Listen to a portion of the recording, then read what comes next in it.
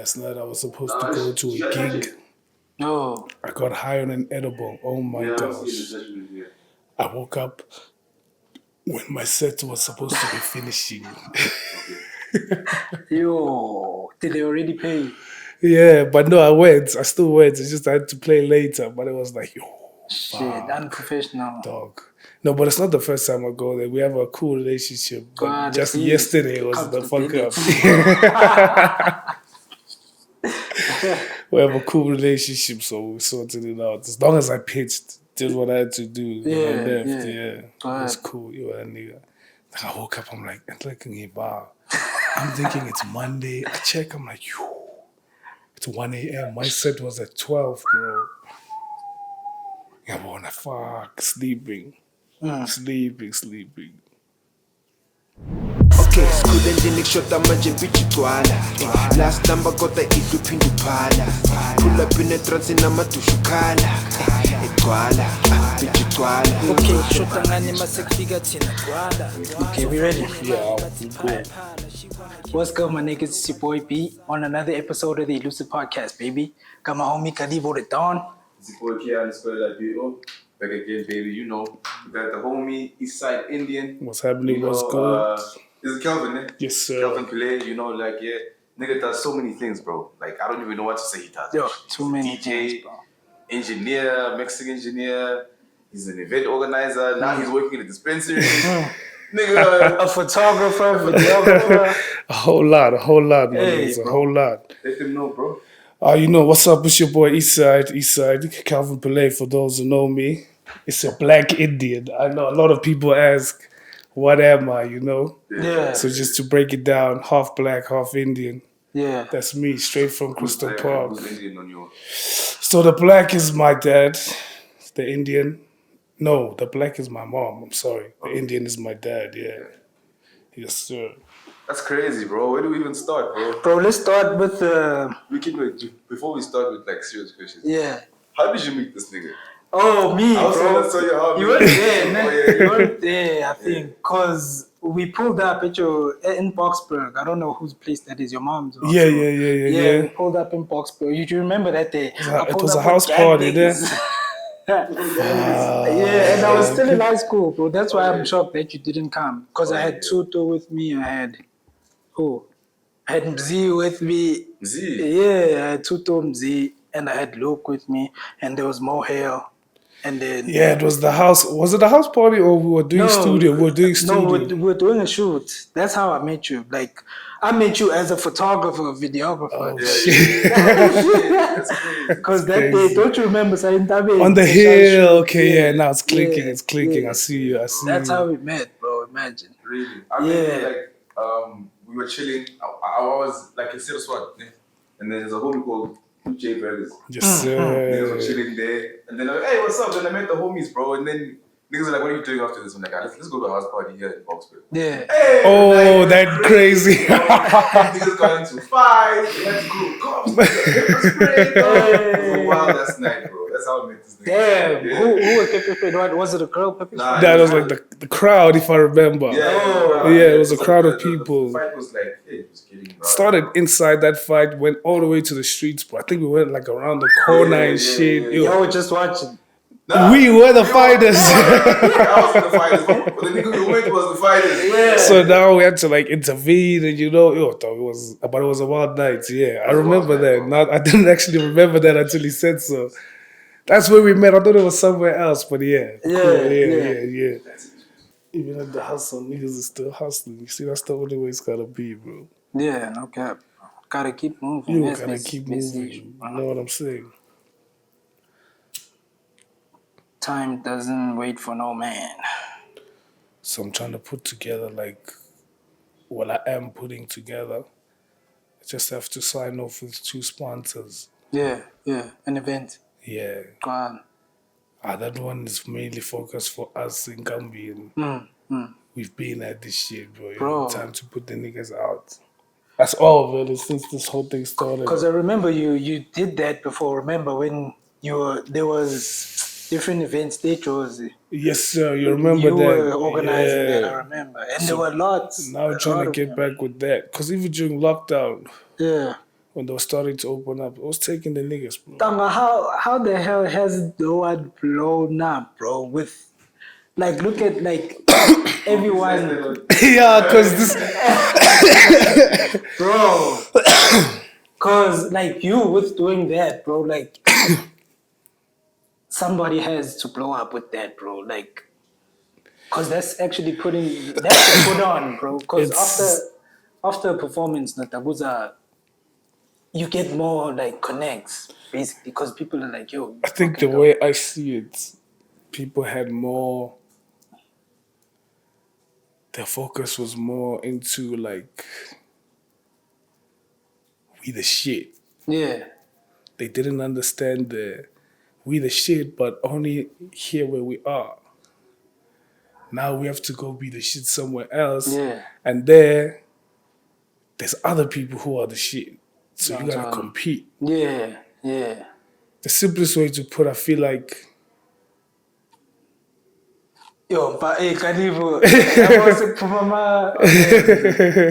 I feel like big heads got in the way. The easiest way to put it. That's always the case. Big heads got in the way. Yeah. So yeah, bro, it was a crazy night, bro. That's how I met this nigga. Yeah. And I've had crazier nights with this nigga as well.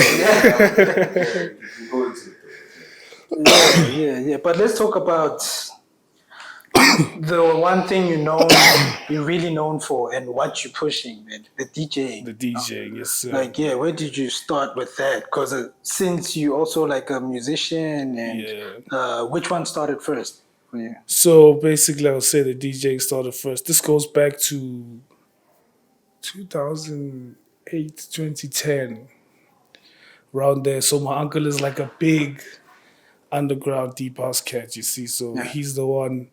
He had a whole vinyl shop here in town in Benoni, where actually everyone came through there. You know, guys like your Infinite Boys, they learned how to DJ there. Yeah. So when they were learning, I was also in the same procedure. I was always there just to, help. I was interested in helping the nigga. This was something new to me. Yeah. Something cool, Ended up falling in love with this thing and like helping out. So when the Jets started doing gigs, I would go with, set up sound. It started as carrying sound and connecting and taking care of where they would leave and just leave me there while they handle other gigs and come back. And then just over the time, learning, carrying. I got to see the chance, learn sound. Actually got to work with a lot of huge guys as well. I don't know if you guys know Nick Holder, actually a huge guy in the house. You'll get to check him out. When he'd come to SA, he's from Canada. Shit. When he'd come here, we the guys, me and Marco would drive him around. Yes, sir. What? Yeah. Summer days, Nick Holder, That's crazy, So bro. when he'd come to Hesse, my uncle, Jimbos, would take him around to his gigs, So that whole thing came there. Then came a time, I think it was 2013, 2014. It was New Year's Eve. So we were just having like a private chilled party, at the crib, sound set up. And my uncle one day was just like, yo, dude, I think it's time you just focus on you. Because hip-hop then was starting to boom properly in SA. And he said, now I'm going to let you go. I want you to go do your own thing because I don't want them to say, I spoon-fed you. Yeah. I had to hustle my own gigs, hunt down. Now he was no more. I was no more going with. I was no more, It was starting from scratch again, but on my own. And I did it, dog. Started moving. So, the DJing thing has been like more than 12 years now, I guess. That's crazy, bro. Who's he? Is he someone we know? The game knows him. I don't know if you guys do. Yeah. The game knows him, though. Chimbos, if you can check him out. Yeah. Chimbos, he's a big underground house guy. But That's deep house, big in the neighborhood. And Giftana and them, those were his friends. They all did music together. Ever since back in the day, even till today, till today. so I'm guessing like you going with him, it helped you also like going on your own through creating relationships. Yes, sir. Yeah. That's how it was easy for me to go out to a club and ask for a set. Yeah. Even if it was free, I'd push like a week or a month free. Yeah. And then I would end up being a resident there, where it's like now it's me who's operating, me who's running. So I guess that's where even the event planning event coordinator kind of came in kicked in, you know what I'm saying? Because yeah. now I'm seeing, oh, this is how clubs are run, this is how events are run. I'm meeting event organizers, you know, and it's like, okay, wait, now this is something I can do. So I pushed, you know, you can't just always focus on one thing in this industry we're in, though. You have to like explore. Yeah. Because one of something in this entertainment thing will catch, you know what I'm saying? You may want to be a producer, but end up going big as a singer. So it's just a matter of poking around and seeing where your talent lies and then just focus on that and push it. Don't. Then, Oh, so shit. was Sorry. that like you were still in high school at the time? Yeah, this is still high school. All of this is happening during high school. During high school. Yeah. Was it not getting like in the way of your studies and your parents were like, To be honest, focus on school and shit, yeah. not that it got in the way of the studies. It just brought the marks a bit down. Okay. And that didn't make them happy at all. Yeah. Because now I'm starting to focus on this and not the books. Because I was, you know, A student. Colors and everything. I've got that shit. But like now they're not seeing the A's, they're seeing B's and C's. So it's like, what's going on, dude? What's your problem? You know what I'm saying? But they're not seeing what I was doing on the side, that I'm actually excelling in this thing, and in the streets, I'm in high demand, you know what I'm saying? So it was one of those things. Like, your parents. Yeah. Would they be people who would have supported that career, what you were doing on the side that No was making you? ways. Yeah. I won't even lie to you, dog. They were not supporting it. They were not down for it. Yeah. They were just accepting it, but they were not down for it. Even till today, I don't think they're down for it. But they see that it's actually working for me now, so they let it be. They let it slide, man. What did they want you to be? Because usually parents, you know, I want you to be a lawyer, go study this. Growing up, I think they always saw me as a doctor. Everything I was doing, the marks, the whatever, was pointing towards doctor, you know? Or some sports guy, because also sports, I was very huge on that. Yeah. So either sports or doctor, I think, is what they saw coming. But even I didn't see the music thing coming, to be honest with you. At the time, I didn't know what I wanted to do. I was just going with the flow. And yeah, with the gents as well, we were messing around with these music apps while also I'm learning this side. So it was a balance. It was a balance, pretty much. Pretty much, Yeah. Tell me about I was speaking about B actually. I asked him about this earlier on. The Taj Mahal. Yes, sir. Studio. Because I heard a lot of niggas used to produce and make the music there. There, yeah. It was like that spot to be in CP at that time, what I heard, you know what I'm saying? Tell me about that. Was it your studio or So the Taj started in a weird way. We were always making music, you know. This is now lockdown. The Taj is locked down. Yeah. So we've been making music with the guys in Gambini since back then. Lockdown came just before lockdown, let me say that. It was me, Waldo, Snoop, Andrew Finesse, Uskadi, Yeah. Ukabza, there's a homie called Cliche, and TK, the owner of the crib. So we're at this nigga's crib. So we were just like, me and Snoop was friends with TK and them. I was friends with Snoop. We were still working at Wild Waters at that time. So every time we'd knock off, we'd always go there, chill out, drink. One day, Cliche came with the monitors. You know, we just worked, bro. And then it became a habit. Yeah. It was just like us. We're just pushing and pushing. Lockdown hits. Obviously now niggas don't have things to do. People are coming back from Jersey, from university. People we've worked with before. So it's like, okay, now just let's operate. And we operated in Taj. That's how Taj came about. And yeah, from there, the whole of lockdown, it was just music, bringing in new cats, making more music. And a lot transpired. Yeah, a lot happened. I heard the stories, bro. A lot happened with the Taj, bro, from beginning to end. Like, I don't know if the sub-digs I'm allowed to say. I wouldn't mind saying it. I don't know if niggas would take offense to it. So some things I'll keep, some things, you know, I'll say. But I'm open to it. You know what I'm saying? Yeah. And then, like, the name Taj, bro, is interesting, bro, actually. Taj Mahal. Who came up with it? That's crazy. So in the niggas' crib where we were working, TK's crib, there was, it's not posters, what do we call them? Like, you know the old school, man, our parents had frames that had pictures in them. Not necessarily paintings, but pictures, you know. So the house yeah. was like old school design. And his mom had like a lot of pictures of like the Indian buildings and, you know. So the name Taj came about from that. Like, yo, we always working here and we're always seeing this. This is what's inspiring us. Taj is just based on what we were seeing in the room, the environment we were working in, the inspiration we were catching from, you know what I'm saying? We just ended up just calling it Taj Mahal. But when we wanted to register the whole thing, we were realizing that actually registering with these names would be a problem. So we went through a process of going through registration and then we just stopped halfway. We got all the paperwork and then we just put it aside, bro. And we just focused on the music. I think at that time we were more excited because we were also selling dank at the time. So that place was always busy, either with someone buying dank or us making music. And now you must remember this is lockdown. Neighbors are not understanding what on earth is going on. They're not used to all of this. So they had cops heavy on us. Heavy. We had army, we had metros, we had Army.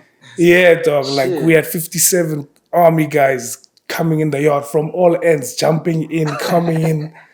They wanted to search the crib, bro. They searched it. They never found shit. I don't know how till today. You guys did like a tip off from someone? No, dog. Everyone was caught sleeping, bro. We were busy on the computer. Next thing we see a gun here. You look this side, you see cops here. You look outside, the niggas were washing the carpet. They now sleeping in that carpet water. In the other room, no one knows what's going on. We're like, what the fuck? You go outside, niggas are jumping. You're like, hey, it's going down now. Are the neighbors like whites? No, dog, black neighbors, you know, just old people. And they're not used to this. I mean, that part of the neighborhood is like more respected, more quiet, more chill. So now we coming with noise. We coming with the young energy. Instead, they accused us of doing prostitution, bro. What? There was a time there was where, a lot of girls around. you know, no cap. There always had to be female inspiration, you know, it's what kept the gents going. But like, yo, it was crazy, bro. Like the neighbors, only one of the neighbors was chilled. The one next door, they were white, okay, they were chilled with us. Instead, the nigga there would come and party with us. He was always with us. And this is like lockdown, level 5-4. Yeah. We didn't feel nothing, bro. To us, lockdown, it didn't exist. We were just going in, like work, hosting listening sessions, having people from all the way in Rhinefeld come there, dog. And it's like, yeah, let's go. Everyone was like pushing the movement with us. What got in the way? Yo, I don't know what got in the way. A lot got in the way. So when the cops came, but was the army because it was during COVID and like there wasn't supposed to be a lot of yes, people but before the army came, we first had cops, like local cops. Come check, not find anything, just find a couple of bankies. We smoking, bro. We smokers, we had this shit since before, so let us slide, cool. Come again, cops, they see, no man, what's going on? You guys are causing commotion. What? We're like, yeah, we all, since lockdown happened, we've been here. So we can't go anywhere. You said we must stay, we're here. Yeah. And we make music, you wanna see, come see. Come in, they see, they hear out a song or two, they're like, okay, cool, they go. Then they send how can I say it? The DEA of South Africa. These gents pulled up in like all white cars, bro, like all white. That day we had, there's a homie of ours who was on that white. That homie was there that day. When he saw that shit happen, he was paranoid as fuck. I don't want to mention no names, but which white? Snow White. You know, some seeds happened, but luckily nothing. No one got caught. Nothing. You know. You got child defense. No. He was around, bro. While we were talking to the cops, somehow he managed to move away from us and go stash this shit in a tree somewhere, bro. Yeah. Come back and it's like, oh fuck. And now we more paranoid about that, forgetting that we also have stock in the crib. Shit. But like that stock was so well hidden, like these niggas couldn't find it, bro. We were just hustling, dog. Yo, we had to eat. We had to do something, you know, and we were running. So DA comes, like they go, don't find nothing. I don't know, that day, I think the army was just around because, you know, the army was going to every neighborhood. Yeah? That day they were there. And at the station, they complained to them and said, that house has been bothering us. We've been getting too many complaints. Niggas pulled up. That day, we had so much weed, bro. I don't know how they didn't find it, dog. I still, today, there's a table at that crib that opens up. Stashed everything in their clothes. So when the gents came in, they could smell it. They could, like, it was, They you could didn't smell come with it, dogs. bro. Nah, no dogs. Just a whole lot of cops. Yeah. Cops, metros, army. At the same time? Yeah, all of them. There's like 2 tanks outside in the streets. There's tanks. Damn, bro. You check Ngapa, Pelangapa, it's the cemetery street on this side. Yeah. You see there's cars parked there, dog. So it's like you can't, even if you wanted to run, you go there, they're here. You go there, they're here. There was no going anywhere. They searched. The only thing they found was seeds. We had like a jar of seeds. Yeah. That's all they found. Didn't do anything. They left. I don't think they took anyone that day. I don't remember them taking it. Gents only got taken when they were in the streets going to buy guai. It's the only time gents ever got taken, but not at the house, if I remember For properly. not being in the house. Yeah, you know lockdown rules, Yeah, you know. A couple of gents spent the night in the cell, yo. Obvious. Yo, you know what cops slept, bro? Yo, it's like, They got that shit, bro. Cape Town, bro. Imagine, bro. Yo, far from home. The colored niggas, bro. But the thing is, when he slapped me, then he had a gun. He pulled out a gun first. Yeah. So obviously, and he was undercover, this cop, bro. Yeah. Yo, but what? So now, it's dog. So in Cape Town, in Long Street, specifically, Yeah. and Loop Street, you must never run, dog. Like, if they see you running, they either think you stole something, you're running away from. So that's what he thought. He thought I stole someone's phone and I was running. Because We were in a rush. I don't know why I was running. I think I was fucking around with my homie, bro. We were drunk and shit. We were just fucking around. I was running. Been frozen. Then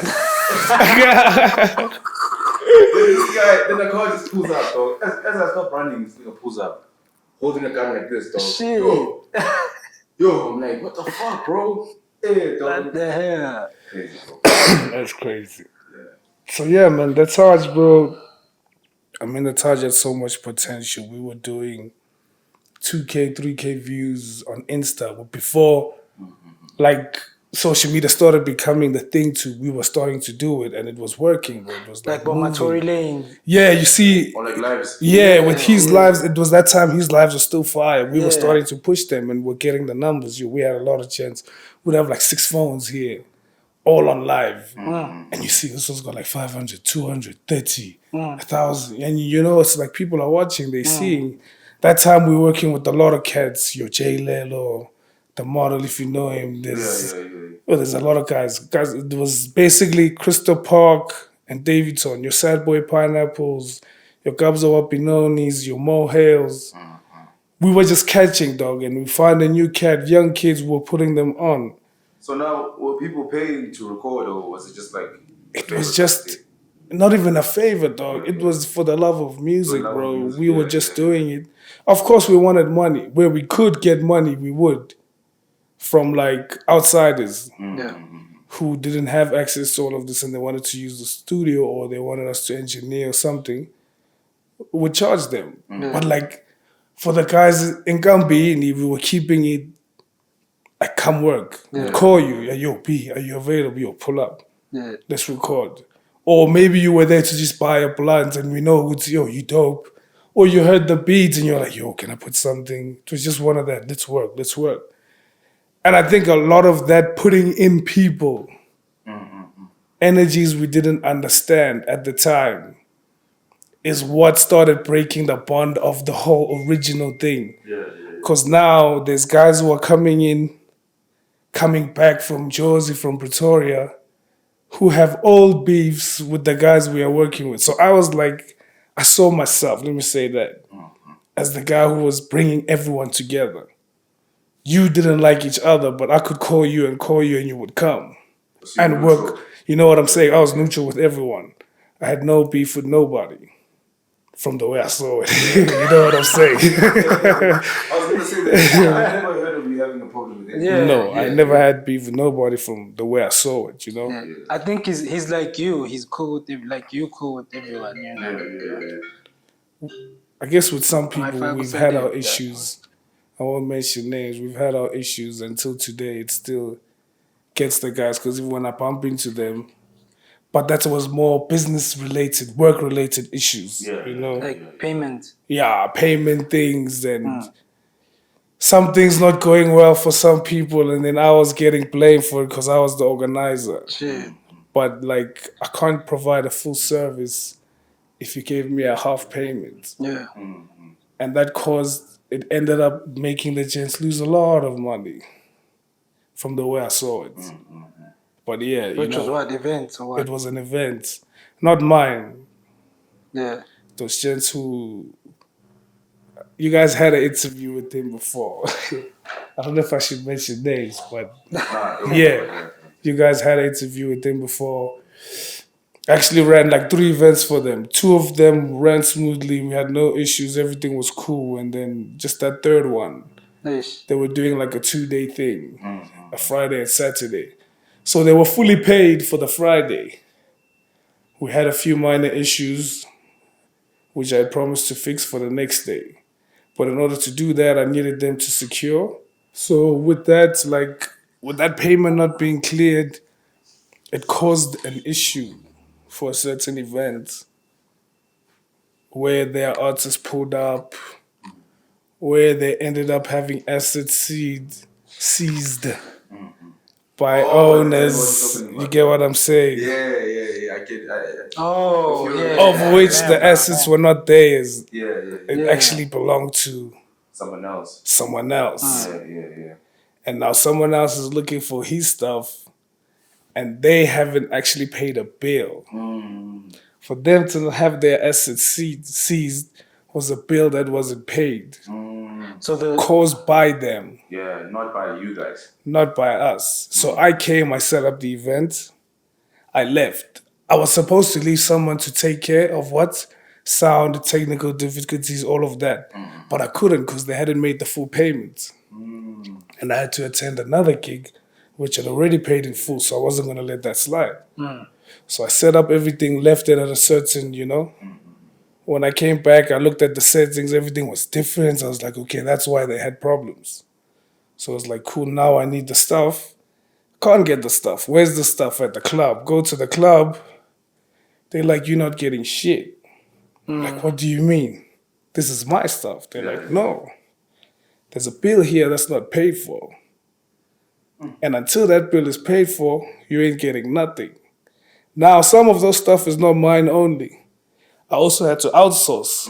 Now the guys are looking for their stuff. Now I've got an issue where I've got, how can I say it, an organizer a sound guy making me trend on Facebook saying I stole his equipment. with your picture there and everything. Yeah. Shit. Whereas he doesn't know what's going on this side. So now I'm under pressure because now my reputation is looking bad. Like, you the guy who's stealing stuff. And that's not the case. We had an issue with funds. And the truth was not spoken between me and the guys. So that we could resolve this issue, everyone gets their stuff and we move. I got a different side of the story, whereas when I got to the club, I hear another side of the story. You don't know how. Exactly. The guys told me they're keeping the sound because the sound was shitty for them last night and I must pay them back. But I'm like, I can't pay you back money that you didn't even pay in full.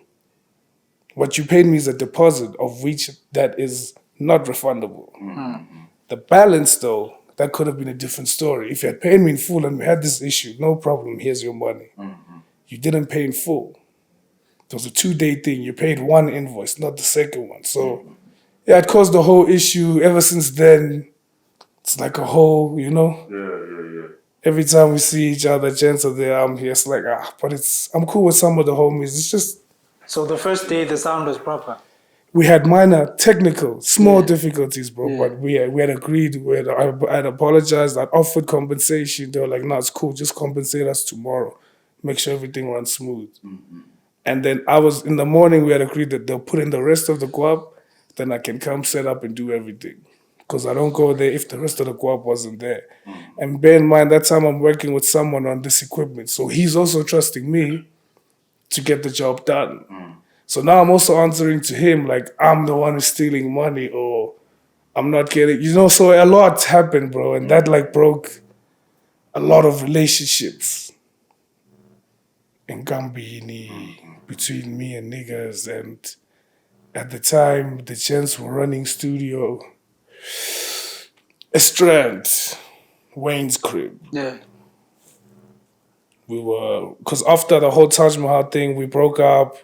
Well, actually, a lot happened there for Taj to break up. Women, women played a huge role in it.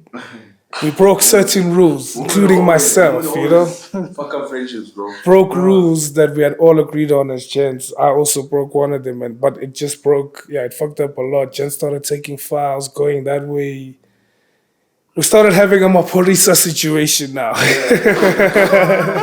Just to put it So like you that. are Maporisa. Yeah, I had a problem with just leaving with files without letting me know. It's like, don't take things and take them to someone else and you're not letting me know. Also, since we're on that Maporisa thing, quickly. Yeah. So when you guys are at the studio, obviously you gotta have food, you gotta have drinks, you gotta have. So there's probably like certain people who cater for everyone. And there's something who's at the time, dog, to be honest, there were gents who was coming with money. We had to end up start a whole thing. Yeah. At first, we were doing it as the Taj, as Tina, who started the Taj. We would provide. If you had, you would add on. You get what I'm saying? But we were the providers. Gents would come, spend the whole day there, we'd take our money for chow. If you had go up, you'd take out, but everything was pretty much on us. Yeah. Not just me, like all of us as the Taj guy, the guys who started Taj, Yeah.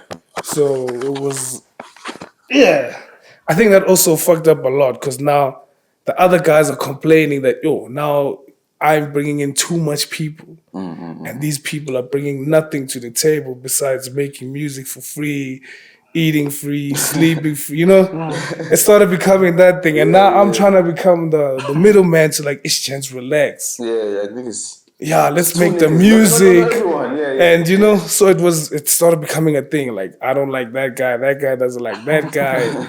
He fucked your bitch. It was like... And the owner of the house, how's he feeling about everything? He's now, he was the most quiet nigga, bro, but he would get pissed off because now he also did this for what? For the love of music. Yeah. And now all of this is going on. There's drama in his crib. Niggas are coming back from Groove at 2 a.m. and they're coming to wake us up there because now it's now a trap house pretty much. Yeah. Everyone, if you don't have a home to go to, you come there. After Groove, uzalapa. Hey, bona manje sesivuswa yini narasa lapha ngaphandle. Dog. It's like trap house. It's no more studio. Now it's a trap house. Trap house is affecting the work because this one is doing that. And drum people are rowdy, man. There we go. You know what I'm saying? So a lot of that caused commotion in between us as the guys who were working there. And stealing, some guys were stealing from each other. Dog, a lot played, And you must know now to build that studio. This one brought a computer, this one brought a laptop, this one brought monitors. So all of us are playing a role in something. Yeah. You get what I'm saying? So now if one part moves, it starts breaking up. And then now it's like, fuck it, everyone did their own thing and just carried on. Yeah. It's because, I guess it's because there was no order. There were too many people around. Yeah. The order started breaking. We were not seeing what's happening anymore. There's too much weed, there's too much alcohol, there's too much partying, there's too much girls. It's no more work. And it's the thing we were speaking about before the interview. Now you become a fucked up guy. Now that guy, Osnax, as well as after Taj happening, I realized that that's all we needed to have. Because if we had that fog off, we'd be speaking a different story about the Taj right now. Because where the music was going was somewhere else. Those lives we were doing, people were loving the music. It wasn't about who we are or what the fuck. The music we were playing them, they were feeling it. Till today, I get DMs and texts asking me, when's that music dropping? You know what I'm saying? Like, I've got a bone to pick with niggas from CP, bro. These niggas don't want to drop music, bro. And they make fire music, dog. I always tell these niggas this shit, bro. Even when they move to Wayne's place, I always be like, niggas, drop music, dog. Drop fucking music. It's scary to drop, bro, because like especially if you drop and then, you know, like you don't get enough like attention for that song or like enough plays or stuff like that. Yeah. You know, like it breaks your heart because it's your baby, basically. Yeah. You know? But at the same time, bro, like life is short, bro. Yeah. You know what I'm saying? Like, and like you always used to say in high school, not trying is the ultimate fail, bro. That's So facts. rather just let it out, and then if it fails, you know what I'm saying? And I think that was our biggest fear. And not just speaking for myself, I know even the other niggas, we would have that thing of like, let's drop, let's do it, let's go get the things done, let's go get the paperwork, and then that just fades away, bro. We keep the music to ourselves. And it was a bad thing, bro, because I think a lot of the chants in CP right now would be known. I mean, Davidson is moving through piano. CP would be moving through hip-hop if all of us actually dropped and pushed media and PR the way we're supposed to. Registered our shit. We would have pushed, bro. Like, still can. It's never too late. Yeah. And I feel like now it'll even work better because chants got to move away from each other. Everyone is doing their own thing. You know what I'm saying? And we are moving. I don't see anyone who's down. Everyone is moving in their own way. But now is the time, if we are going to drop, we got to take it serious. You are seeing what's happening in the industry with masters and all of that. Yeah. We don't need that. You know what I'm saying? Let's do it from the start the right way. There's paperwork to this shit. Let's get it done. Let's agree and move on. You know what I'm saying? If we can let that fear go as Crystal Park. Bro. I speak for Crystal Crystal Park. Park specifically. It's not even Davidson. Crystal Park. It's Crystal Park. There's so many stars here. Too many, bro. But it brings me back to what he said. I think it was before or beginning, the beginning of the interview. You said there's huge heads, like people have big heads. Yes. And obviously when there's, like, remember last week with Delroy's team, like everyone's doing what they're supposed to do. There you know, we go. no one's like, no, I'm supposed to be the star. Because when that one person does that, we have an issue. yeah, everyone's gonna start because now I'm like, most Nami star, and then most Nami star, and then that's also what he said as well. Off camera, he was like, niggas think they big like now here. When they go like to other places, they you know like a They big see the truth. Yeah. We are not big here, bro. There's guys who are big outside. Yeah. We are big here in the East. Half of the East. Take the chance and put them in Force and see if they know them. Take me and put me in Force take you, someone, anyone. Do you know the whole East or do you just know Boxberg and Benoni? That's true. Actually, that's fucking true, You bro. get what I'm saying? You are big in Boxberg and Benoni because that's where you're playing. Go play with the other kids, bro, and see how other kids are playing. Here in the East, we are moving at our own pace. It works for us, but we're still a bit behind. People are keeping circles small. If you're not from Etwat or Davidson, you're not too openly welcome to go there and just, unless they know you for something. Or vice versa. Let me not just speak for those Gambis. Tembisa, same thing. Zakane, same thing. Spray, anywhere you go. It's not just here. Another beautiful thing, sorry to cut you off, no about stress. this podcast is that like we getting to meet a lot of people, like from outside even. Like, we've met gents from Tsakane, Nox. Oh, you always knew him. Yeah, Nox, But Tsakane. He's from Tsakane, is a huge DJ there. There's this other guy, Uncle Crazy. He's a huge MC that side. Like things can come together easily now. That's what we're now saying. We're creating a platform now there to we reach go. out to niggas. We need that reach amongst each other because I'm sure what I'm saying, they're also saying the same thing. You get what I'm saying? It's not like I'm speaking. They're saying the same thing. You would see.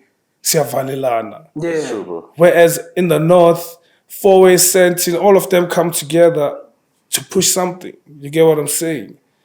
Why can't Benoni, Sprite, Tembisa go to a stadium that's central to everyone and we bring all the DJs here and just minus the Kabzas and the Maporisas Gangan and actually show you how much influence the East has amongst their neighborhoods using the locals. Yeah. You can it's crazy, bro. It's crazy how other clubs here are full. The East is always full, Monday to Friday. There's always a place pumping, and it's always full to show you that the market is there, the reach is there. That's why you'll have people complaining that the clubs are playing the same thing. It's because you're using the same DJs. Actually. You are gonna hear the hip hop, especially. DJs, it's literally the same playlist, bro. Even the piano guys are going there now. Yeah. The playlist is becoming the same. And also, I won't blame them as well because the times of when you are playing plays a huge role. Yeah. It's a discussion that's trending now on Facebook. Like, you need to build your lineups, your events. I'm saying this to the event organizers. Build your lineups. Know that the guy who's gonna open is not gonna play a commercial song that's trending on TikTok at 3 in the afternoon, bro. We're building the events. Yeah. Those are songs you're gonna play when the guys are drunk. They're at 12 o'clock. If you're gonna play that, then why must we play at 12? Because we're basically repeating the same songs the whole day. Why do we have so many artists if we're gonna be doing that? You know what I'm saying? I have that issue of a lot of these clubs want to book me from these prime time slots, these commercial slots, because they know me for that. But they don't know that I have that side of me where I started going back to when I was working with my uncle, where I was playing vinyl and playing deep house. I have that, it's still in me, but they don't know that because us also, we're moving with the time. Piano's now in demand, hip hop is in demand, so we're sticking to that. Yeah. But we do have those daytime sessions, those private sessions where we just play that type of music. And it doesn't attract a lot of the new guys because they don't know it. But if you introduce it to them and show them that that's a different vibe you can actually vibe to, then they move with it, bro. Like a lot of guys are starting to catch on that early in the night, we need to chill out. I can't expect to be sweating at 8 o'clock if I'm going to a club. I want to first chill, sit, analyze, drink, eat if I want to eat. Maybe I didn't eat, Then start drinking my alcohol, then start moving, The music's got to move with you. And that's what a lot of the event organizers are failing to do now. Yeah. They're mixing up their lineups like... Are you still going to go back to hosting events as well? Yeah, actually, bro, 26th October. Going back to the house parties. So I want to start off with that. And then from there, we're going to kick off properly and do bigger venues. I was still telling B earlier that there's just a sponsor we're waiting to sign papers. Once that guy signs the papers, there's something big in the works. I can't give a date yet. Yeah, you must let us know, until that bro, paperwork is done. Yeah. For sure. And I also have to give you your flowers because you've been trying. The intuition that you're talking about. Yes, sir. He's been trying. I remember first year after high school, after we graduated high school, he was doing like a chain of events for the niggas in Crystal Park. In Joburg, bro, or like just all around the East, you know what I'm saying? Like every week there'd be a performance, bro, and he'd put us on like in that way. So he's been trying, bro. Trying to move there, my nigga. Shout out to you. You know that. Shout out to you, man. Shout out, chance.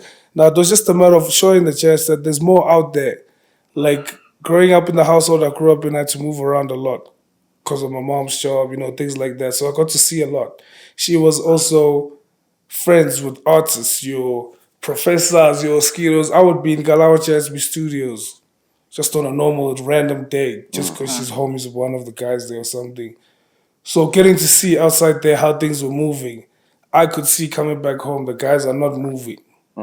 Let's show them that out there people are moving. Yeah.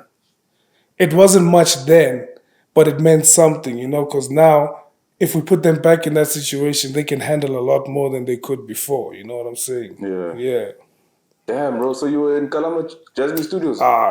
Back then, I think I still have that picture archived somewhere on my Insta. I must release it one of these days. Just let it go. Yeah. You must maybe send it to us and we can put it Put it there. Yeah, no, I'll do that.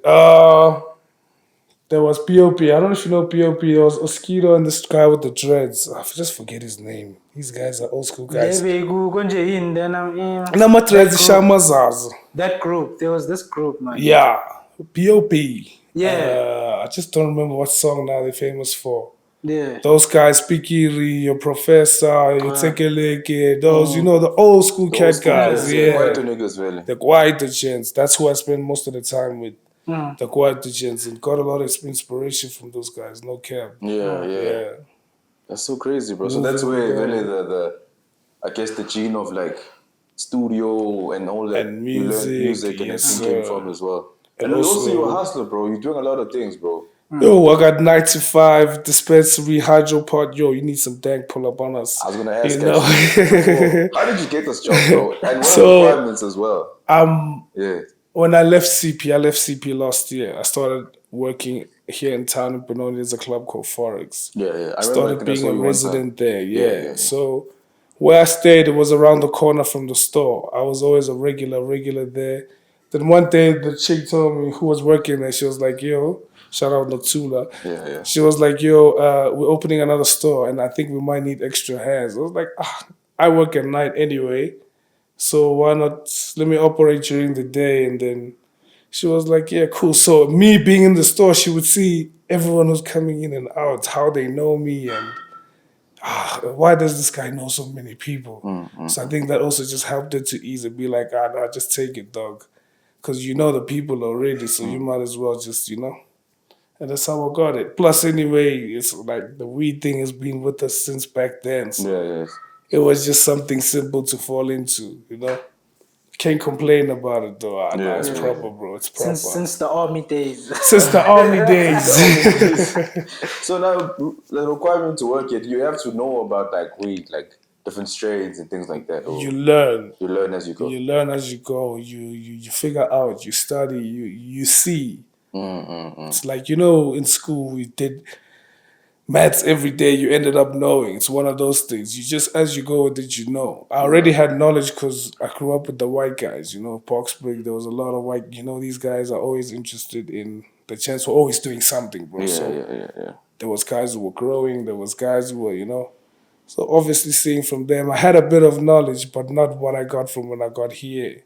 Here I got a whole lot more, you know what I'm saying? Into strains, into growing, into the effects, what you need for pain, headaches, like this different type of medical effects marijuana has for people, and they just don't know it, you know? Yeah. So some people come here to actually like buy for medical reasons, not just to smoke or whatever. Not just to get high. They'll tell you they don't like getting high, but it helps for the pain.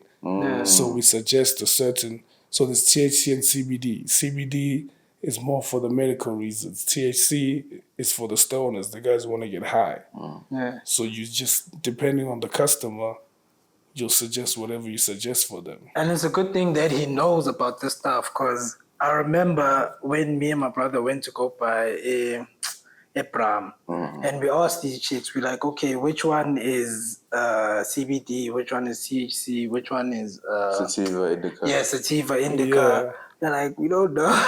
And they work there, bro. And you see, that's a problem, because now you're gonna give someone something, it's gonna choke them out. Then it seems like marijuana is a bad thing, whereas you would just prescribe the wrong thing.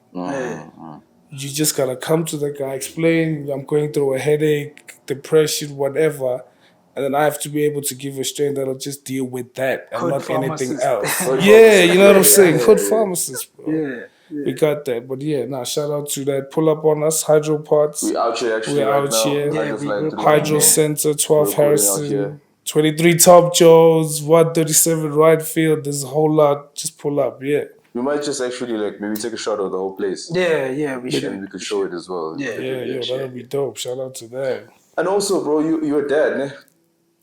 Yes, sir. How's that journey like as well, bro? Because that's another crazy. experience. Another experience, Since when, bro? When did you get your baby? My baby was born lockdown, a son. He was born lockdown. During the Taj era. Yeah. Just before Taj started, he was born. And I think Taj took a huge role into that like it kind of pulled me away to focusing on being a dad. I focus more on making money, trying to make money For him. for him. And I lost focus. I got lost in doing what I love instead of making money for the family, you know what I'm saying? And it put a lot of strain on the relationship as well with baby mama, you know? Like, it took a serious turn. Things didn't go as planned. Yeah, things were kept away.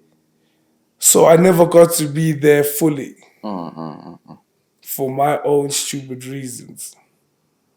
I focused on the wrong thing at the time, whereas lockdown happening was supposed to help me focus more on being a dad. So I had to take some time away from him to actually like wake up and see what the fuck is going on. Yeah. Because I was lost in my own bullshit, doing all the wrong things. Do you sometimes wish like you stuck to school because you said you're an A student? Like imagine how far you'd be if you like went to university, got your There we degrees go. and got a proper Yes. job. It's the same way I feel. I focused more on the wrong thing. Everything I've done till now, I would do the right thing and get lost in the middle because of the wrong thing. It's only now I'm actually able to say no. Yeah. It's why today I'm still standing and in a better situation than I've ever been because I learned how to start saying no. Like, Get what I'm Sounds like saying? you. cooking, bro. It was hard, bro, because me saying yes to everything pulled me back from a lot of things Facts. that were presented to me on a silver platter. Like, take it, it's yours. Just do the right thing. And I focused on the wrong things, you know what I'm saying? Right. I was given a lot, Actually, now that you're on that, can I just read this quote, bro? right? It says, it's a Japanese legend that says, if you get on the wrong train, get off at the nearest station. The longer it takes you to get off, the more expensive the return trip will be. There we go. That's what you're saying, bro. And it took me a lot of money, a lot of family time, a lot of responsibility. I lost a lot to learn that. I went back to zero, to supporting myself. Nearly got that a day. Like you got the A1 a day just to keep going, you know? Yeah. Not that parents were not there, but they were also fed up. They needed me to stand up and be a man. And shout out to them for doing that. Yeah. Because in every bad situation I've been, I always came out on top. And I was still having one of the homies, Graf, tell me that the other day. Shout out Hilton. He was just like, yo, I've known you since high school days, bro, but you've been through situations where we think you're down and somehow you just get back up. So shout out to you for that. And I never, when he told me that, bro, I actually analyzed everything where I was down and how I got back up. Everything is in here, dog. What you tell yourself, what you predict is gonna, what you say to yourself, what you think to yourself, that is what's gonna happen. If you're gonna think negative, it's gonna be negative. If you're gonna think positive, that's exactly what you're gonna get. So in that time, you were thinking a lot of negative stuff. Because a lot of negative was happening. Yes. And I let it take over my mental state. And it pulled me back every time. More than once. Yeah. I'm 28 now. I could have made it at the age of 16. But wrong decisions, wrong crowd. Mainly wrong crowd. Yeah. People feeding off and taking it and using it somewhere else for their own benefits. Yes. You get what I'm saying? So I stopped sharing. You could go through like my Insta. People wouldn't know. I've got like 800 followers. But let's go to the streets and ask who I am. A lot of people don't know me, but a lot of people do know me. Yeah. I was You get what I'm saying? Yeah, a lot of people do know you, bro. Yeah. A lot of people Especially do like know me. in the club scene, Benoni. A lot of people There do we know go. you, yeah. I don't focus. I'm not the social media guy. That's the new generation, to be honest. I don't really, I post here and there, cool, but I can't stay up to date with the content creating. And You should get like a tripod, and every time you DJing, go live. yeah, just have it there. I thought of that thing as Yeah. well, you know, because like, I think with the sets, if I had to post my sets, I would get that traction, you know. I'm looking at the traction these new guys who are I'm like, you guys are just getting traction from the same old thing. I can go to a white club and fuck them up. I can go to a colored club. I can go to a wedding. I trust myself that well. I'm so into music. I can explore any genre and I know I would kill it. You get what I'm saying? Yeah, So it's yeah. one of those things like, Do you have like a manager no at the moment? management, no road team, So all the gigs you get, it's just purely on your pure own. me. Yeah, he's a power. Either they see me at a club Yeah. or I go and play for free the first time and then just from hearing they call me back. Yeah. So everything I've been doing now is purely me. Purely you. Straight me. No manager, no team, No team, nothing. nothing. Just me. Just me and what I do. That brings me back to the fact that like, but I feel like with us or the East niggas or Crystal Park niggas, yeah. Let's not say East, Crystal Park. Yeah. Let's stick to Crystal Park. I feel like, bro, like, especially you, bro. I feel Yeah. like if you plan things out, like you wrote down what's okay, especially with everything that you could do and everything you were doing, like Yeah. hosting the events, mixing, mastering, DJing, All of that, yes, everything. sir. Like I feel like at that time when you had that idea of putting like the Crystal Park niggas on with you could have said, okay, let's do it like this. We're gonna put maybe Kabza on, and then we're gonna push in that way. We're working around Kabza type stuff. Comes back to that story of big heads. Ish. I feel like that's how it had started. You know, let's focus on someone. I won't say a Gabza or let's focus on this person.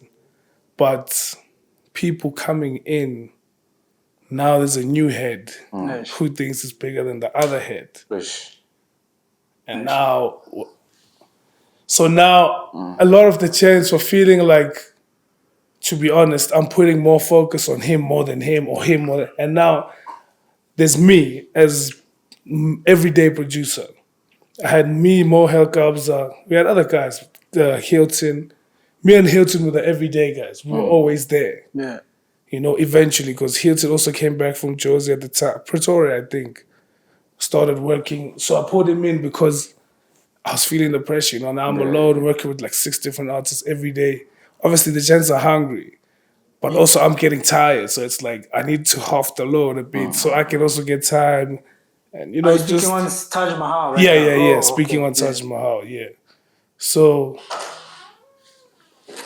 it's one of those things that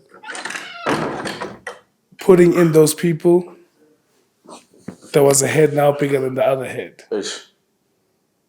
And now the focus is no more on this head, is on this head. This head comes in, this head is jealous that this head is you know, that type thing. But that's why it's important to have a maporisa, because it's gonna lay down like, hey, Majidana, you know, this is what's going on. I feel like Master, oh wow. Walking. I feel like I tried to come to a neutral ground where we do like a DJ Khaled sort of tape where everyone is in it. Yeah, I think I remember that. Yeah. And I was doing that, but I think also on the side, I was also helping other guys focus on their own shit. Like, you would come to the studio early and would have 3 hours to just do what you wanted to do. So if you were alone in the studio, we would work on your stuff. If it was all of us, we would find something for all of us to do. Whether we're making piano, house, Because we were making everything. Not bro. just hip hop. Everything. There's archives of piano, there's archives of house. There's a guy, Koraya Music. He's about to debut at H2O now. We were working with him. Also had a fallout because of a lot of things, you know? But we cool. I ain't got no beef, nobody. We cool. Congratulated him on this. This is big, bro. H2O is like a Spring Fiesta. It's a huge event. In Boxburg, no? Yeah, in Boxburg, And Wild for a long Waters. time, bro, it's been, bro. It's a huge one. Just now, lockdown, I was working with this guy. We had a fallout. Now he's about to debut at H2O. It's huge, bro. And I was like, bro, I'm proud of you because you carried on moving. You didn't let this affect you. At all, bro, yeah. The rest of us, it got to us and it slowed us down.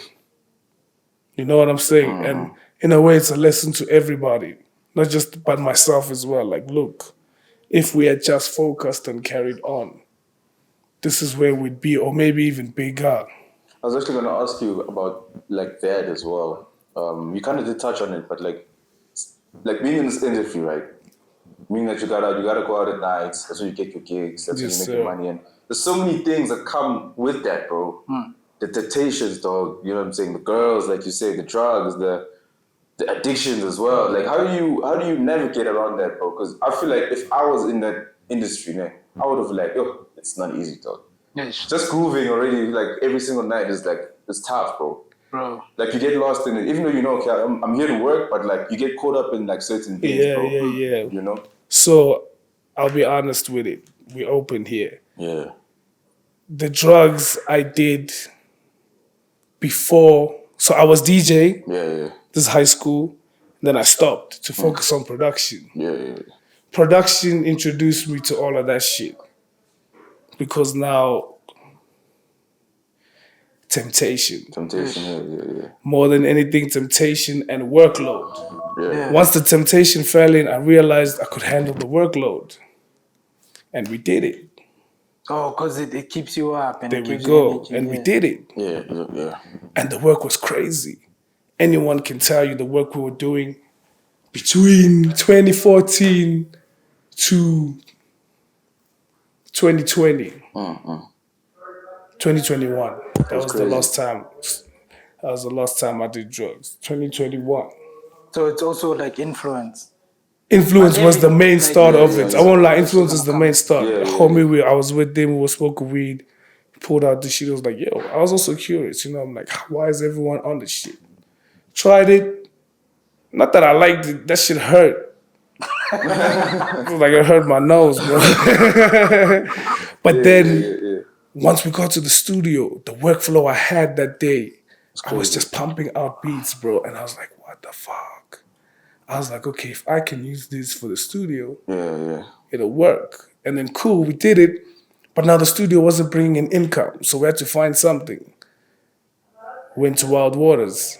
There we were hustling, working, operating. But now we're also doing the events. We're working your H2Os, your Spring Fiestas there. People come to us looking for this shit.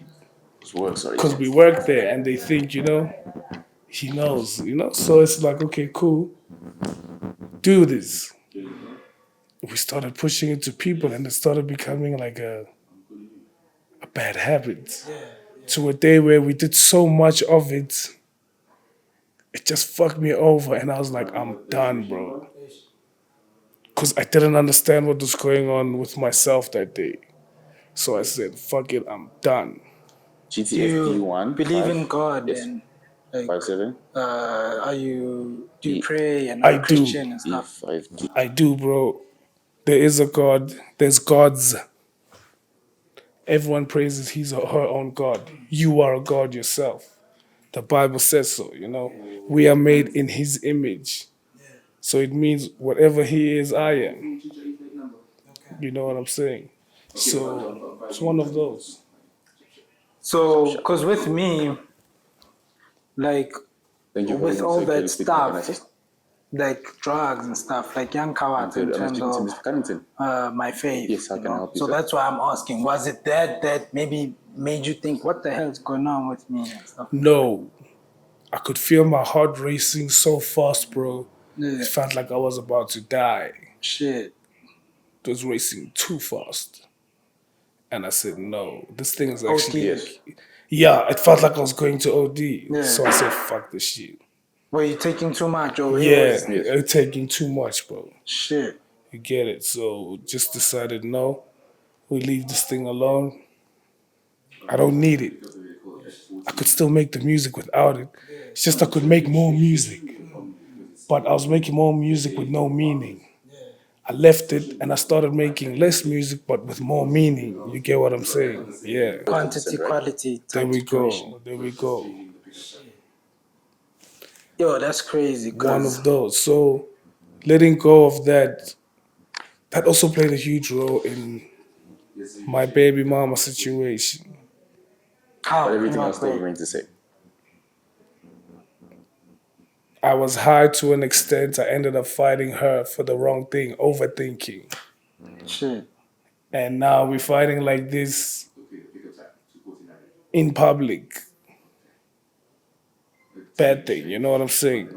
Very bad thing. And it played a role to a lot, bro.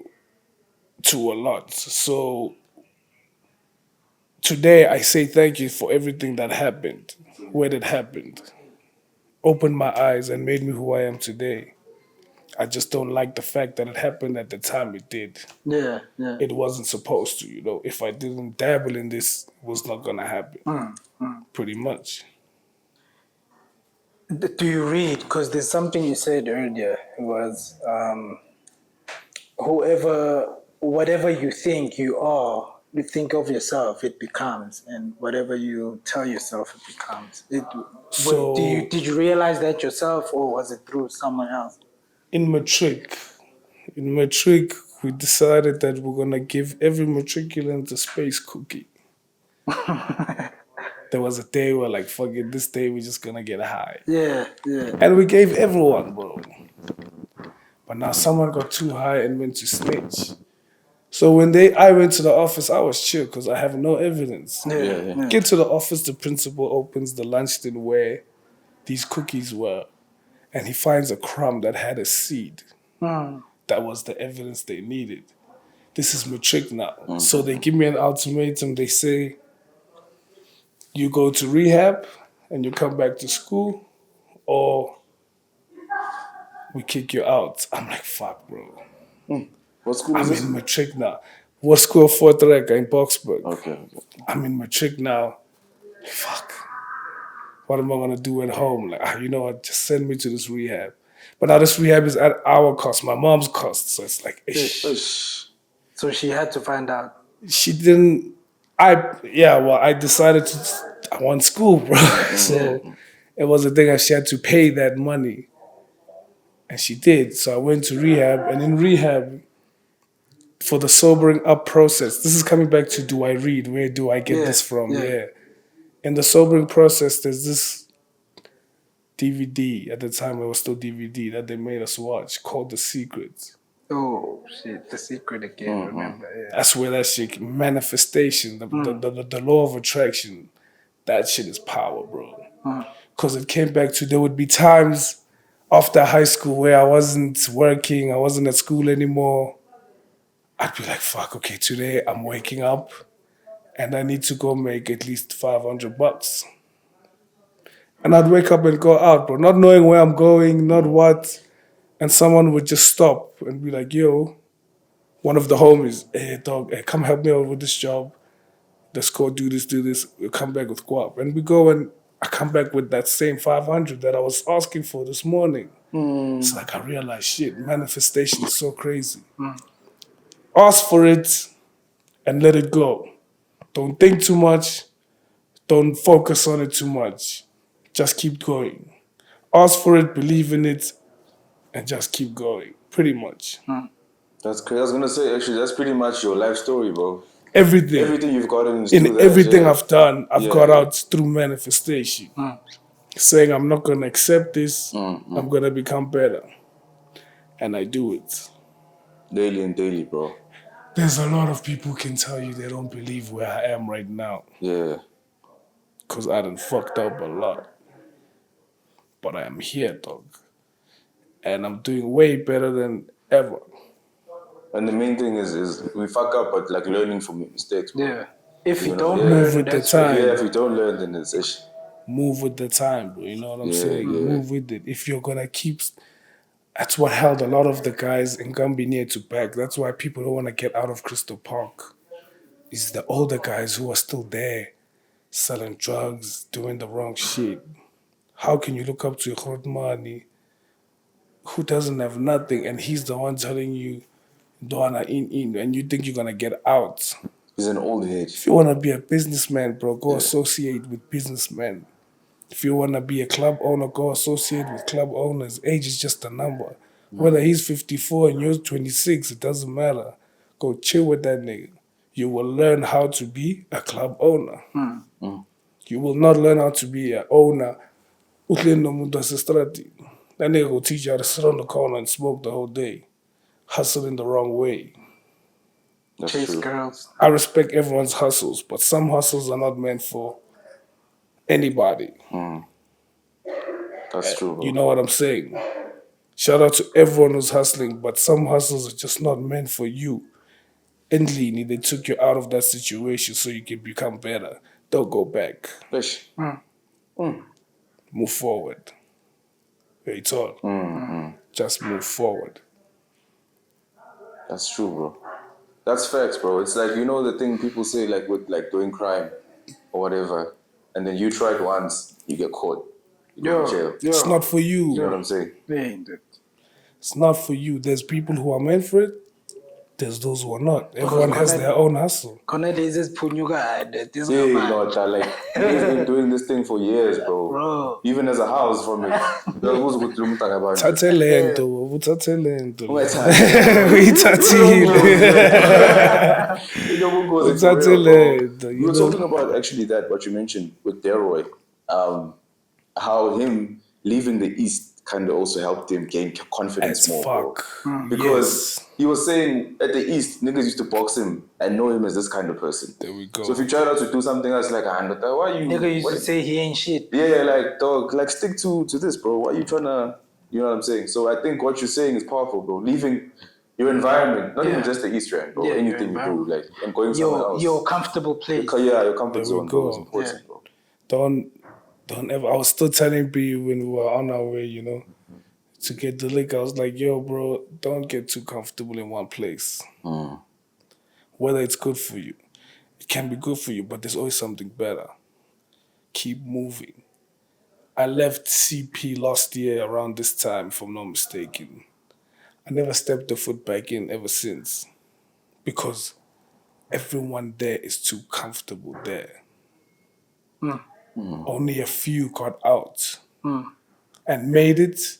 The others are in rehab or the others are still stuck there. They're comfortable there because everything was done for them. Everything is being done for them. So why do they see the need to get out and go struggle? Yeah. Shit. And that's the wrong way to look at it because you're not going to struggle. You're going to be who you need to be. Who you deserve to be, bro.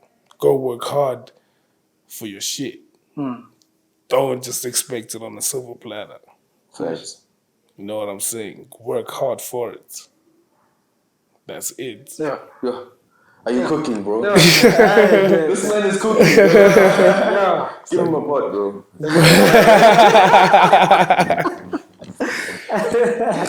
Oh, you're cooking, my G. You're cooking. A lot of it, bro. So manifestation goes back to reading. I read, after watching that thing, I went to go read the actual book. Yeah. Then I went That's to my read. favorite book, by the You way. get what I'm saying? Yeah. Then there's this book called The Monk Who Sold His Red Ferrari. I've heard about it. I have to read that book it. as Yeah. After The Secret, I read that, and I was like, okay, no, life is actually like, bro, life is what you make it. You think life is more internal than external? Very. Very, ne? Very, very. Because of what you're saying, the fact that you can lose everything, bro, and still be you. And still bounce back. It speaks on your internal confidence or your internal being as a person. If you depend on like things to feel like you the shit, if you lose that, then what? then you fucked. You're stuck, bro. You're stuck, bro. Yeah, You're stuck. Do not ever lose who you are. That's why focus on who surrounds you. Do not sit in the wrong crowd, bro. Yeah. You're gonna become them. And you know, you learn those lessons the hard way, bro. Like he was saying, I can relate to your story as well, bro. With me, like, you know, being a good guy and being that nigga, like Yes, sir. you kind of embrace everyone, bro. Even people who are bad for you, bro, because you try and like overlook that. There we like, go. We niggas. But some people are just not good for you, bro. They're not meant to be there. They're not meant to be there, Zero, zero. And that gut feeling you get when you see someone and you're like, nah, always listen to that feeling. Don't ever doubt that thing. Yeah. There are people you meet and you're just like, this guy, I don't like him. And you don't know why. You don't know why, yeah. It's that inner you telling you that you're not meant to be there. Get away. Facts, bro. Always listen to that first intuition. It's never wrong, bro. Yeah. If it says go, go. If it says don't. Just let it slide. Let it slide, bro. That's it. You know, niggas, hey, you gotta learn the hard way, bro. Yeah, that's life, bro. I think there are like guides, like these angels, whether it be angels or the universe, whatever you want to call it. But it shows you could send the things and it's like they speak to you because, as he said, that first gut feeling is that thing. You know what I'm saying? And then we just ignore it. As black people, that's your ilozilako. Whether you believe in that or angels, it's your angel, ilozilako, how you want to see it. That's your inner chi, bro. It's telling you. The Holy Spirit. Stay away. You get what I'm saying? Yeah. That's that Holy Spirit, yes. Stay away. So do that. If it says go for it, don't ask twice. You must ignore. Always take a risk. I think that's how I got out, bro. Risking. Yeah. I would risk with 0 and come out a hero.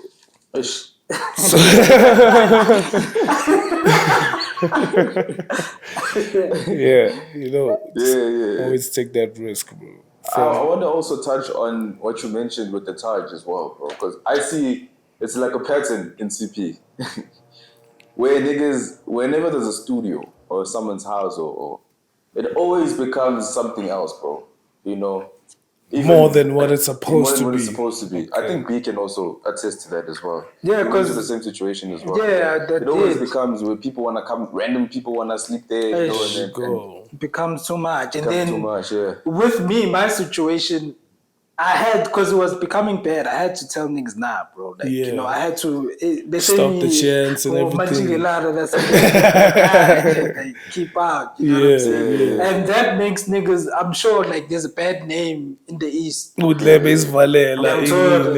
type of stuff. Nah, bro. No, coming back to, like, today, we should have been those guys. Yeah. But living on should have, it's not gonna work. Yeah.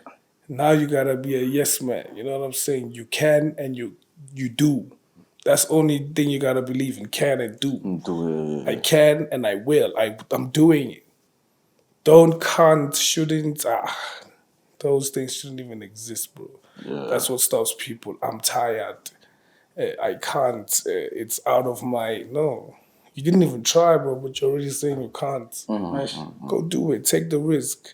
You fail, get back up. Ain't nobody did it the first time. But look at who are doing it right now. Thanks. Look at their stories. Follow them, bro. Keep going. Keep trying. KFC only made it at what? 63. How old was he? Yeah, he was old, bro. What Colonel Sanders, ne? Yeah, like 60 something. But KFC ended up becoming KFC, so it's never too late. Facts, bro. Just keep going. Who inspires you, bro? Like, who would you say you look up to in terms of like whether it being DJ or just brand or whoever? It's like a nigga, like, nah, this nigga actually, like, I see myself somewhere there 10 or 5 years type shit. I have no one I can compare myself, like, I have no one I look up to. There's no one I read every day and follow on what he does or, you know. I draw inspiration, bro, from old and young. There's millionaires that are 21. There's millionaires that are 49. True. I draw from what surrounds me, bro. I choose to surround myself with energy that's gonna inspire me. if I see that I'm not getting anything from this, I move on. I don't have a mentor or a certain person I follow, to be honest. I just look at what's going on in the world, in the universe, in everything, on the streets. A poor man can show you how to change your life in the simplest way. Smallest thing you didn't realize, bro, can change your life. And you can create a company through that and change his life. But like, people are so focused on looking at the top, That's true. they're forgetting at the bottom. The Ish. bottom is where it all starts. There are guys making some crazy inventions now, but they'll never be seen because they are bottom. Facts. They must trend first before you can recognize them. Ish. You get it? And it's like, it's wrong, bro. So this thing of having one mentor, I get inspired by everything, bro. Yeah. To see a poor man yesterday, he was there, but today he was able to buy himself clothes. That inspires me. If he can do it, why can't I? If that guy can buy a golf from doing this, why can't I? There's a nigga working a 9 to 5, who drive polo every day, where now, it's 9 to 5, you're bolting every day. You see the difference. Yeah. He's earning 3K, you're earning 6. Let's focus on, come on, kids. I just get inspired by everyone, bro. Yeah, Seeing people move from A to B. Yeah. And, Anyone. You know, anyone. That's powerful, bro. I'm a seer. I have photographic memory. I remember and see a lot. So I see that, hi man, last year I saw you doing this. Now, like, shit, bro, why am I still here then? Because you got out, why can't I? So everything that happens around me inspires me pretty much. In a simple way, yeah. Comes to your question you always ask, like at the end. Which one? Where do you see? Oh, yeah. Should I ask it or? Yeah, ask it. Where do you see yourself in the next 5 years, bro? 5 years time, I see myself running an entertainment company, bro. It's like when we started, I did a lot because I couldn't afford to pay for a lot. So I chose to use my resources and learn a lot so I could do it myself. So if I could do that, why can't we do it for other people who can't afford to do it? People can't afford to all go to school.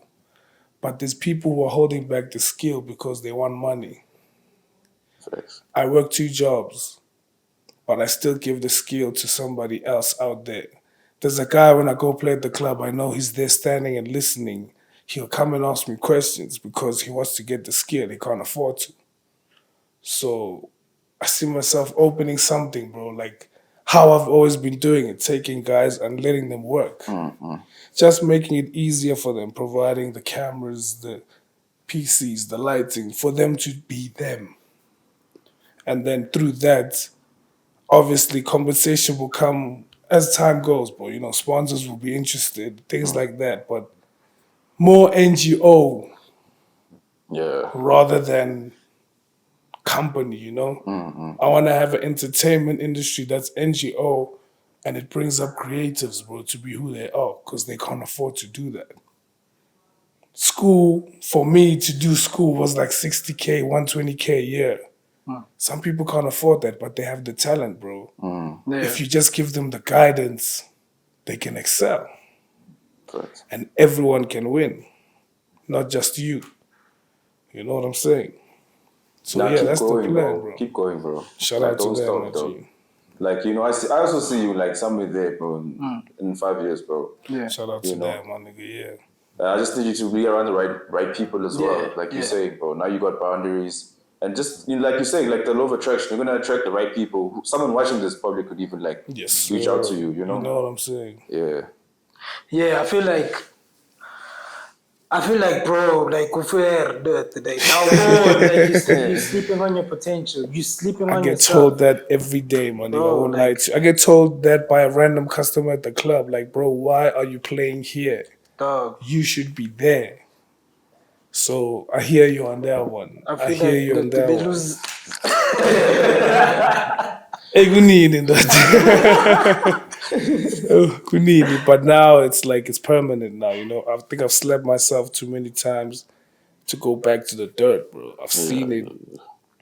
I've slept in the club, bro. Yeah. I would leave CP on a Friday, go to the club, work, sleep there, wake up the next day, clean up the club, start all over, work until Sunday, come back home, and try and focus on something else to make money. So I've done it, bro. I've done it. Like, and I don't want to go back. Yeah. Because it showed me that this is not who I'm meant to be.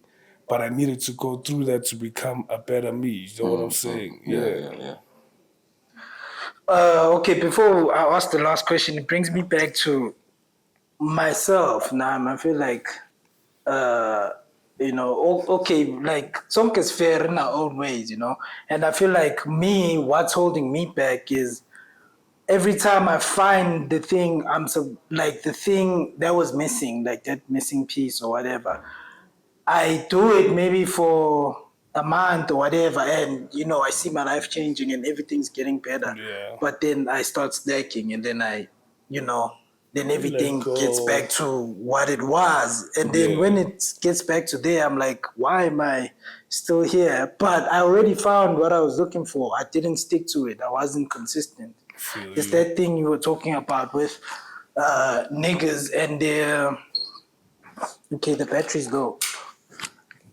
We have to close it. But yeah, about niggas and how they're not consistent, with the music type thing. I feel like it's the same thing. It's like you found who you are or whatever that thing that's supposed to like move you to the next level type thing, next level, young talk. But you sleeping on it, like and it goes back to the comfortability. You're just getting too comfortable. Yeah. Hence, I'm saying, like, even when I left CP, I guess I found this club, Forex. At Forex, I got too comfortable because this is now the biggest club in Benoni. I am any DJ here, was gonna tell you that if you're working at Forex, we lay you. You get what I'm saying? Yeah. And that comfortability got to my head a little until I got this job. And this job reminded me how to actually talk to people, bro. Like, I couldn't talk to never singing celebrities. My VIP, come on, bro. I was like, nah, fuck this. And I'm not that guy, but even any event we go to, I buy general, bro. Because general, you meet people. You know what I'm saying? Yeah. VIP is the business guys, but general is the guys that are gonna pay you. Especially if you're an event organizer. Those are the guys who are gonna come and support you and make you money, bro. Yeah. Okay. So you focus on them, the business guys will just come automatically. Because you're drawing attention, you're making noise. These VIP guys, they will come to you in general and be like, let's talk. Yeah. You get what I'm saying? Fair, Joe. I'm fair, Joe. Fair. I also fuck with your humility, bro. Yo. Like you're very down to earth, dog. Shout out, man. Not even like just saying that because of the cameras, but like, dog, you really you're too sharp, dog. Shout out, man. You're too sharp. He's like you, bro. Like Anthony. You guys are like, bro. Everybody in the room. Everybody, nah. Because a nigga who would have gone through what you went through would have been better, bro. But nah, you still choose to stay positive and you still choose to stay kind and happy, dog. I've been painted bad so many times, bro, especially on social media. Luckily, because I'm not a big social media guy, not a lot of people saw. But those who saw, you know what I'm saying? And it's still... I didn't see that. I was like, what? But like, yeah. I also heard a story, but I don't want to talk about it on camera. I don't want to... That was bad. I don't know if it's... I just heard it from... Nah, let's let it go, bro. It is what it is. They gotta hear it. No, man. It's not... Everything that's happened, bro, is happened because it was meant to happen. And it hasn't happened the whole way because half truths were spoken. Yeah. You know, but I'm not the guy to follow up on... I feel like you're trying to trend when you're trying to start things on social media. Don't trend for the wrong reasons. There's two sides to a story. I was wrong, you were wrong. Simple. Another thing is, like, people only want to see one side, bro. That's the problem. problem. Like, this nigga, I raped someone or killed someone, and then it's okay. It's Killing one-sided. is crazy, but like Yeah. killing someone is like, damn, bro, I we want to see the other side. Yeah. But like other stuff like allegations and things like that, bro. There's two sides to a story, to every bro. story, bro. Every story. So most of the time, people have got on one side. Yeah. And it's not time now to be still going back and still explaining. We've passed that, bro. Yeah. But like, there's always two sides to a story. And I'm glad that in all the situations that I never got to always be the bad guy. Because it's not like that. I think people who know you in real life know that you're not a bad guy. Yes, sir. Yeah, because Yeah. I feel like it's rumors that like paints. It's people that don't know you and they Yes. believe the narrative that they've heard about you, Yeah, and then yeah. they stick with it, and then they go and tell another person about that. I'm not that- perfect. Not even with us. There are people who probably hate us. Yeah. From what you did when you were drunk. You don't remember. Exactly. Yeah. Awukhumbuli, like, Awukhumbuli, yeah. you know what? You know what I'm saying? And not to justify what we did, but like, Yeah. you understand, like not everyone's gonna like you as well, bro. So what You're I'm not saying one- that I'm not perfect. No one is perfect, bro. Yeah. I've got my mistakes. I made mistakes, but like two sides to a story.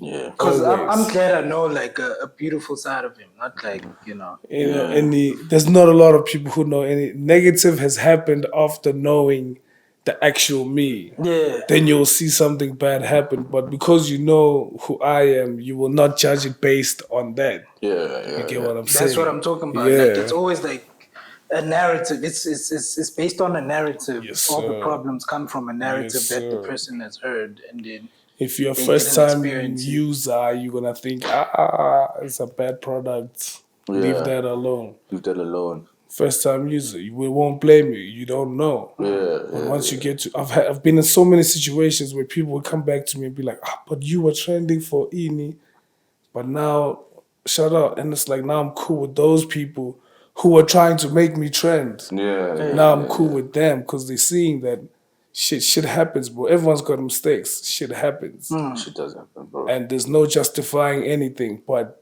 there's two sides, bro. Understand why this got to where it got to. It happened. Let's move on.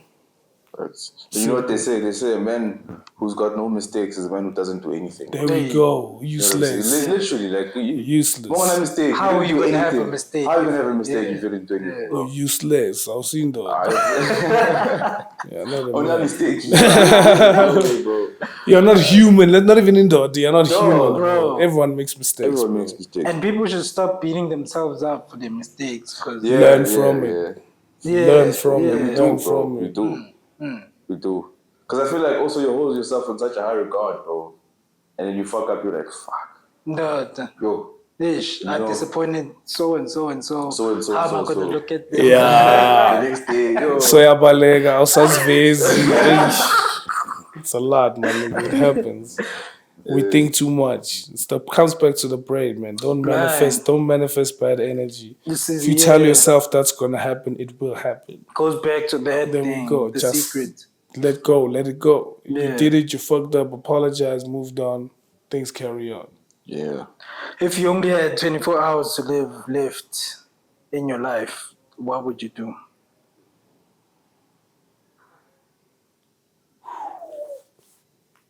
What would I do? I just make that one last song, bro. To be honest, I'd make that one last song where I know that I left something timeless.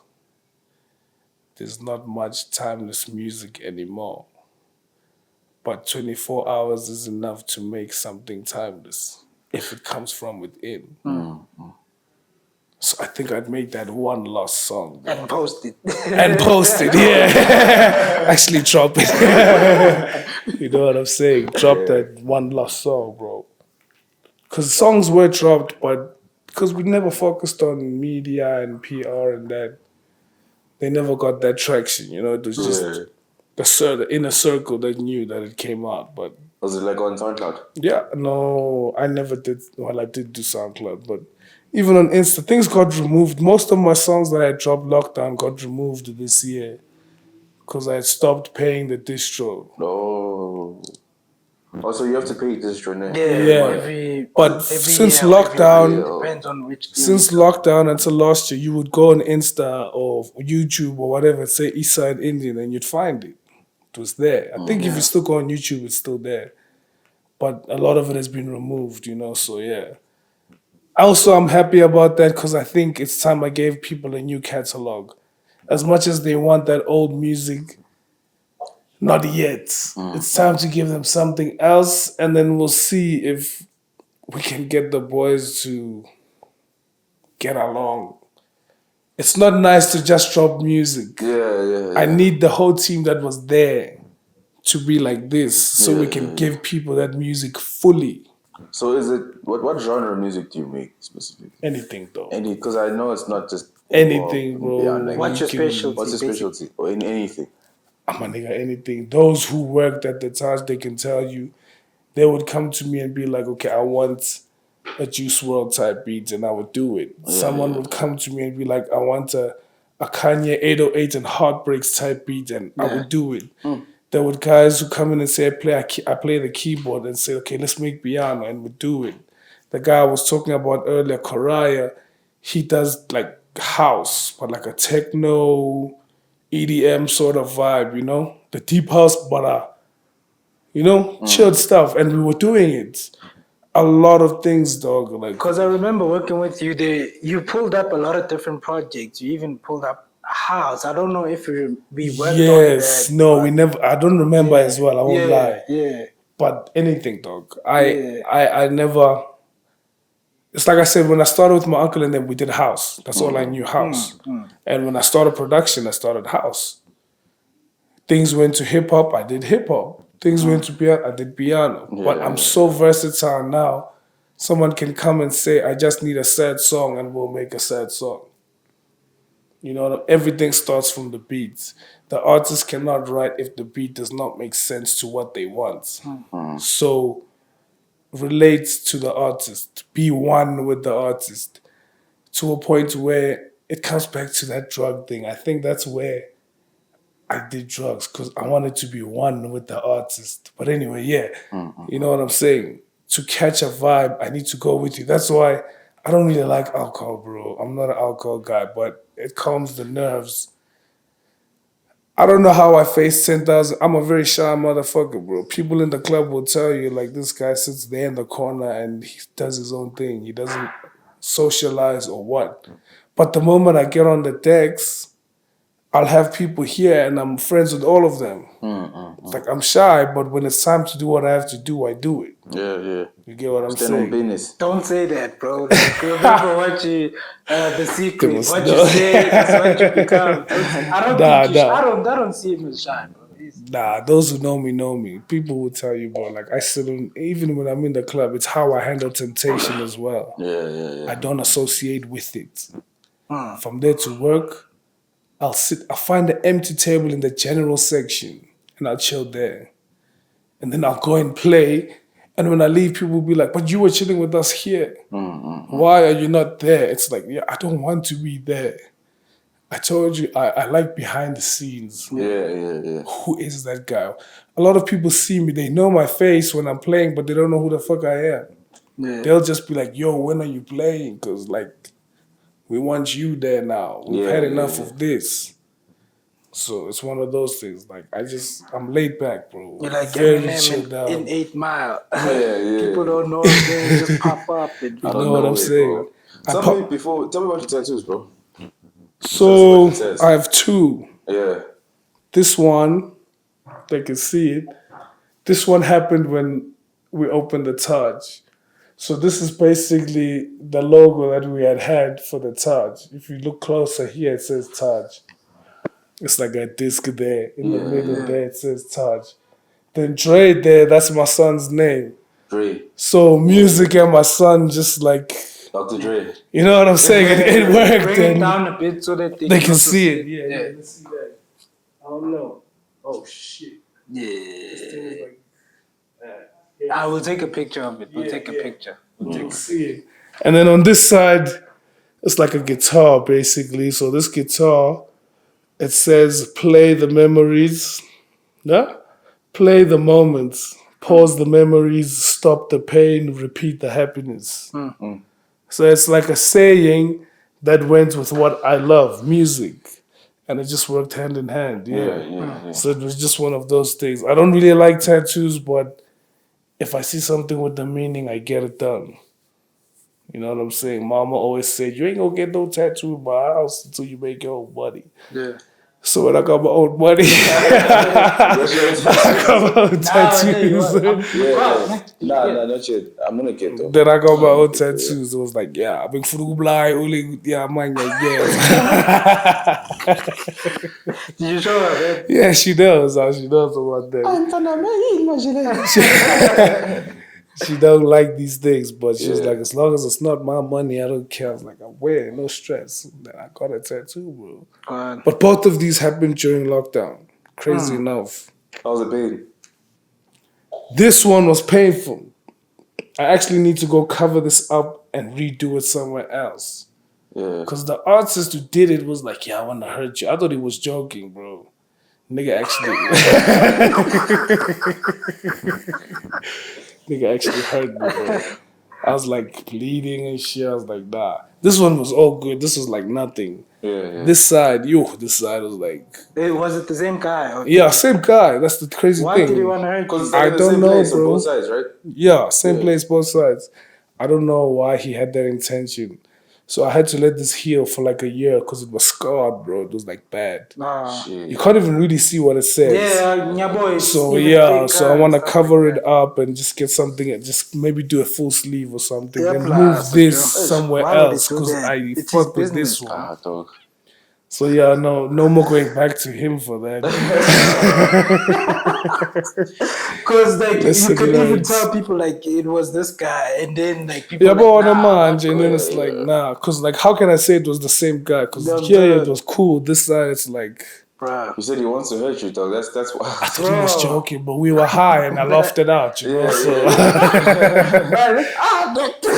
I thought it's like it's like but so I'm like handling. This is like my second tattoo, so I'm thinking maybe this hand something is wrong with it compared to this hand. So it's like I feel it. Let me just handle it.